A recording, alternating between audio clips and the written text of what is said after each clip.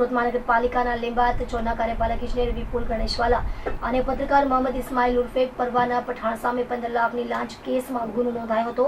આ કેસમાં anti corruption bureau દ્વારા છટકું ગોઠવવામાં આવ્યું હતું, જેમાં પત્રકારને 4 લાખ રૂપિયાની રોકડ સ્વીકારતા સમયે પકડવાનો પ્રયાસ કરવામાં આવ્યો હતો, પરંતુ તે નાસી છૂટવામાં સફળ રહ્યો હતો।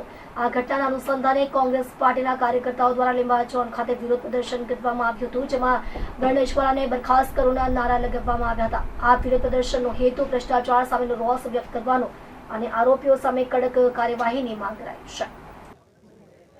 સુરત મહાનગરપાલિકાનું આ લીંબાયત ઝોન છે અને આ લીંબાયત ઝોન એ ખૂબ જ સત્તાધારી પક્ષનો ખૂબ મોટો ભ્રષ્ટાચારનો અડ્ડો છે। આ અધિકારીઓ એ શાસકોના દલાલો છે અને આ અધિકારીઓના પણ ટાઉટો છે।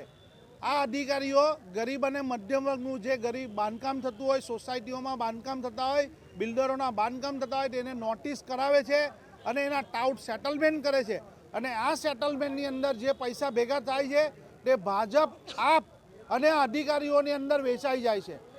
ભાજપ આપ ભાઈ સાથે બેસી ભ્રષ્ટાચારની ખાડી મલાઈ આ એ લોકોનો ધંધો છે।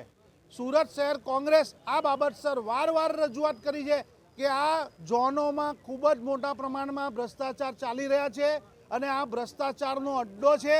આ ઝોન એટલે ભ્રષ્ટાચારીઓનો અડ્ડો અને એની અંદર જે રીતે 30 વર્ષના શાસનમાં ભાજપે ભ્રષ્ટાચાર કર્યો છે, સુરતના લોકોને પાસે ખૂન પસીનાના પૈસા લૂંટી લીધા છે ભ્રષ્ટાચારની અંદર, એની સામે કોંગ્રેસ સંઘર્ષ કરી રહી છે, લોકોનો સાથ આપી રહી છે અને ગઈકાલે જે રીતે રંગે હાથ આ અધિકારીઓ પકડાયા છે એવી રીતે અનેક ઝોનોની અંદર હવે અધિકારીઓ પકડાશે અને જાગૃત નાગરિકો અને કોંગ્રેસ પાર્ટી આ જનતા રેડ કરી અને આ ભ્રષ્ટાચારીઓને પકડાવશે અને એ લોકોની ઉપર તપાસની માંગણી કરી છે કે આ અધિકારીઓ આવક કરતાં વધારે સંપત્તિ ધરાવે તે ક્યાંથી આવી, આ અધિકારીઓએ નોટિસો મોકલી તે નોટિસ પર શું કાર્યવાહી કરી અને એમાં શું સેટિંગ કર્યું, કેટલા પૈસા લીધા, કેટલા લોકોએ વેચણી કરી, આ બાબતસરની માંગણી અમે ઉચ્ચ અધિકારીઓ પાસે માંગી છે। અગર નહીં આપે તો અમે ન્યાયિક અદાલતમાં જશું,